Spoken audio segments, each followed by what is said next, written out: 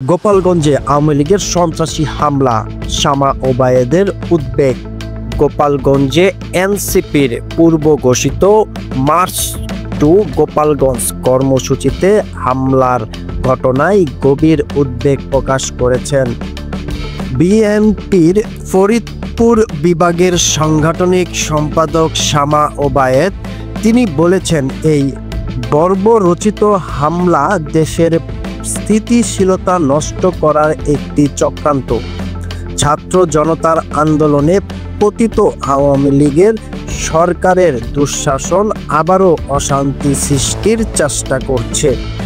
বুধবারের কর্মসূচিতে ককটেল বিস্ফোরণ, ইউএনও ও পুলিশের গাড়িতে আগুন দেওয়া এবং পুলিশ সদস্যের আহত করার ঘটনা দেশের জন্য অত্যন্ত লজ্জাজনক। এই হামলার জন্য দায়ীদের দ্রুত গ্রেপ্তার এবং দৃষ্টান্তমূলক শাস্তির দাবি জানান শামা ওবায়েদ। একই সঙ্গে তিনি আহত পুলিশ সদস্যদের দ্রুত সুস্থতা কামনা করেন। বিএনপির মিডিয়া সেলের পক্ষ থেকে এই বিবৃতি স্বাক্ষর করেন দলের সহ দপ্তর সম্পাদক অ্যাডভোকেট তাইফুল ইসলাম টিপু। গণতান্ত্রিক আন্দোলন দমন করে দেশের মানুষকে দাবিয়ে রাখা যাবে না, বলেছেন বিশ্লেষকরা।